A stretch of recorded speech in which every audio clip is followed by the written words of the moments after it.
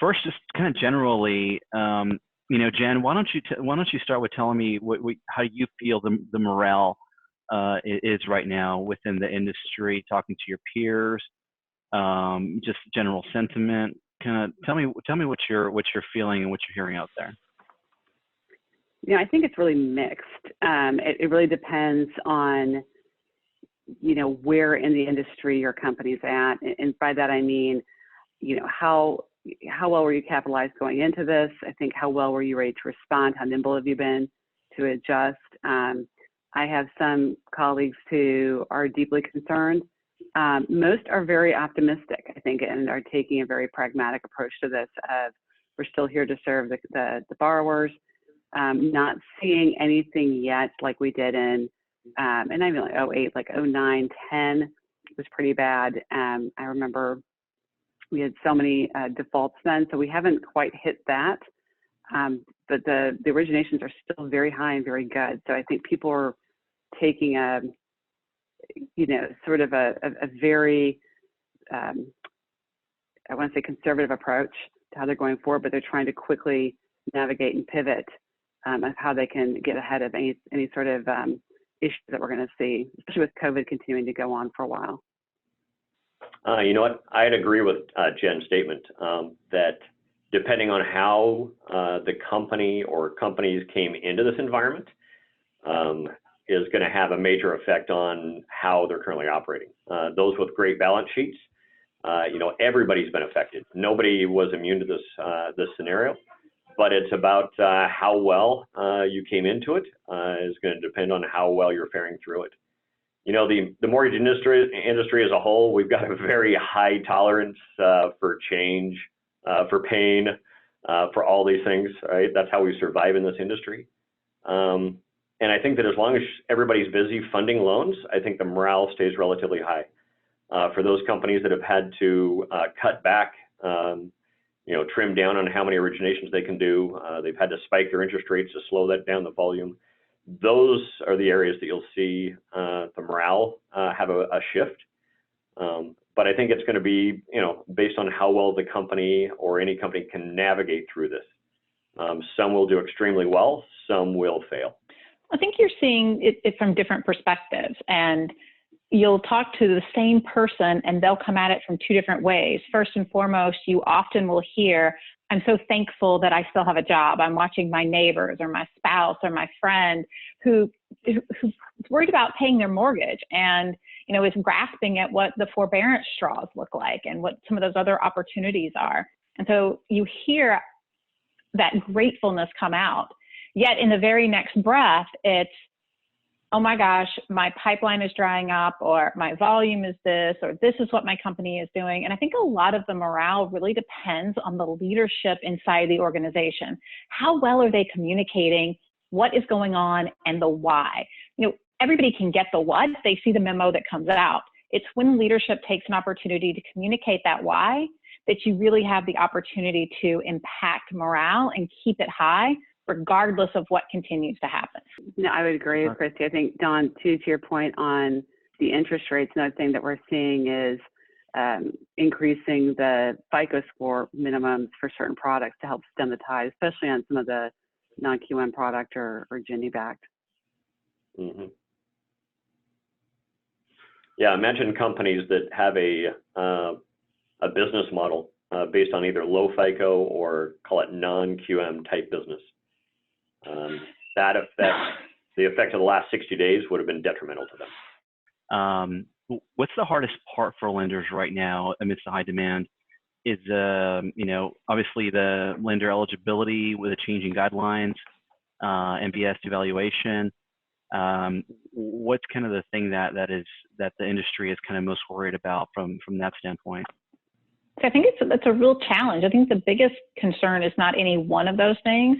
It's the number of things, like with risk layers in a loan, that pile on top of each other, and you deal with one and then another one comes right at you. And the level of uncertainty is what is really making this challenging as compared to, as you mentioned, 2008. Mm-hmm. Yeah, and Christy makes a good point. It's not any singular item. It's the compounding effect of them. I mean, think about it. We had summer month volume in February, meaning that no company had a staffing model to match the volume. So you've got less people trying to do more work, trying to do faster, compounded by guidelines that are now more stringent, along with some loan programs simply going away overnight, right? And yet then you've got all the stress of you've got to meet these time frames, right? Your high purchase volume, right? And you put all that together and it's a compounding effect, right? Any one of those problems by itself is easy for anybody to handle. You start compounding all them all together and you do it in the month of February. I mean, who would have thought that we would have all had record months in February and then we'd turn right around and beat it in March? Like, that's just not even heard of. Who would have thought we would have done that while interest rates could not be relied on day to day, let alone month to month? Not to even mention the fact that guidelines were changing day to day. Strange effect that we've been in. Do you all think, just kind of going into the 2008, that helped? Did that help any with these things that were just like curveballs, or were you guys in positions back then that were not as related to these kind of issues? I'm just curious. Well, here's the way I look at it.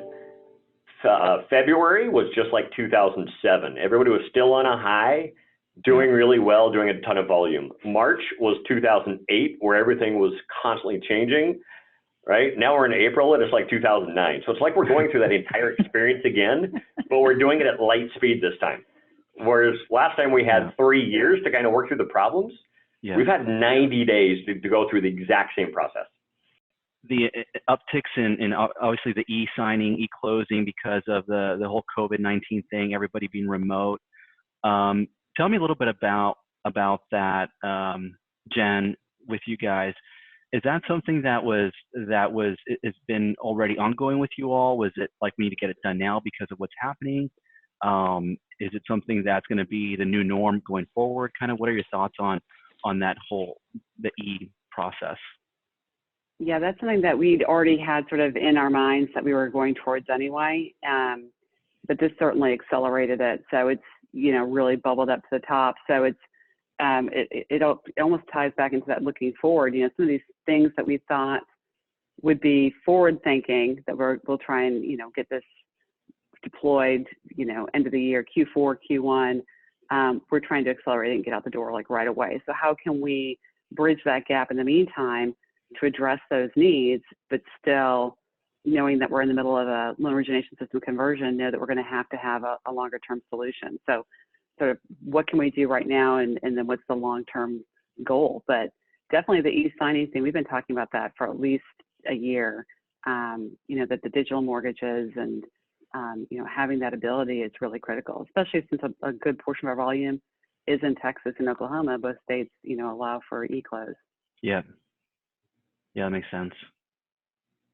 Christy, your thoughts? I think it's interesting I think it's really interesting that we talk about, as companies, we've been looking at this for some time, and maybe the perception out there is that we've been kicking the can down the road and just haven't done it because we haven't had to. And a lot of the reason that we haven't done it has been the patchwork of regulations that would allow us to implement this across multiple channels. For us, we originate in all the channels, and for companies who originate across multiple state lines, it's not as simple as saying, yes, we're going to do it, or no, we're not. I mean, it's great to see the innovative solutions that people on the street are doing as you see pictures of porch closings and curbside closings, and that's great ingenuity, but we've really highlighted the problem of not having consistent rules that will allow for this. And as an industry, our regulations are hamstringing us a little bit. You're absolutely right, Chris. It's 100%. It is challenging because you don't want to rush into it, especially in a regulatory environment. That's the way it is now. With them changing all the time, to Don's earlier point, you've got guidelines changing, but you also have a lot of these regulations that have not been well defined, especially from across state lines. So that is something that makes it even more difficult to be in front of that curve. The interesting thing on e-closings, right? So, this is a piece near and dear to my heart. I've been heavily involved in this process for the last 4 years. I've implemented it 3 different times. Last year I spoke on 3 different panels on the need for e-closing. And I literally felt like I was like Chicken Little screaming, the sky is falling, and nobody's paying attention, right? And I'd come off these panels and so many lenders would come up and say, oh yeah, you know what, we've really got to start thinking about this. We really need to start thinking about this. We really need to start thinking about this. And sure enough, the day came when the sky did fall, right? And those that were already warmed up to this, I think have done really, really well. Those that have not, to try and scramble and try and figure this out in a very short period of time, it's a big adjustment, and it's complicated, right? And so, it's kind of like, did we have a knee-jerk reaction? No, I think we had a reality check. I think we should have spent the last 3 years preparing for this, and had we done so as an industry, this would have been a no-brainer to us. The problem is, to Christy's point, we just, as an industry, everybody's been thinking about it. They haven't been doing it. And so that's why it's become so complicated, right? And otherwise, if we would have, as an industry last year, put a huge effort into this, what if a year ago legislature would have come out and said, hey, starting next February, you're not going to be able to do an in-person closing, right? We would have all scrambled around like we are with IRLA, trying to figure out how to solve for the problem. But yet, because nobody's ever done that, we've never forced ourselves to get it implemented and get it done right. And now here we are, right? And so I'll bet 2/3 of the industry is trying to figure out a process in a very short time period, whereas the lucky 1/3 that spent time last year or the year before figuring this out, they're on easy street right now. Christy, in your mind, what is the biggest concern in the industry right now?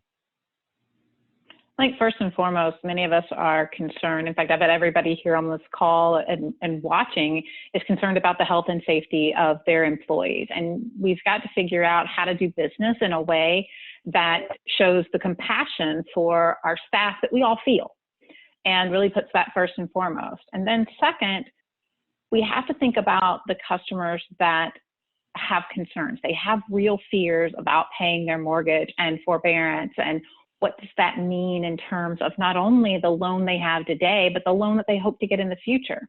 And so we have to address those things in a meaningful way before we can even start to deal with all the other issues that are now coming to bear.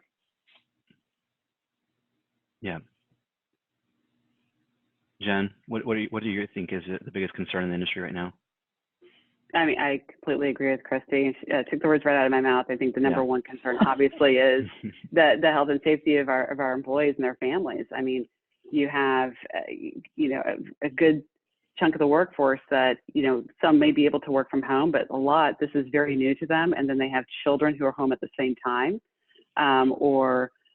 You've got your sandwich generation where they have kids and parents living with them that are older and at high risk. So, that poses all sorts of pulls on their attention, rightfully so, and just trying to balance that. And with the record volume we've had, it's just been kind of crazy for people. So really trying to support them in this new way. It's very different than supporting a work from home force that we may have had in the past, right? Because the challenges and the distractions are real and life threatening. So. Really trying to focus on that. And with the borrowers too, you do have customers who are very concerned about their jobs, record unemployment, and have to be sympathetic to that. I don't think any one of us has not been touched by someone we know that's, in that boat. Yeah. Anything to add to that, Don? Yeah, I'd say there's both a short-term and a long-term concern, right? And the short-term concern is call it the health crisis, right? And how do we get through that? The longer term, and Jen just mentioned it, right, is, all right, what happens to America at a 17 to 20% unemployment rate over the long term, right? And not just getting there, but the speed in which we arrive there. For the mortgage industry, I mean, we could easily find ourselves by August with a large enough percentage of Americans that are now unemployed that it completely slows down the construction of new homes, the purchase of existing homes, and the inability to refinance because of changes of employment or income. And that's going to be widespread, right? I mean, we're already at a higher unemployment today than we were at the bottom of the 2008 financial crisis. And we're only about halfway through this problem.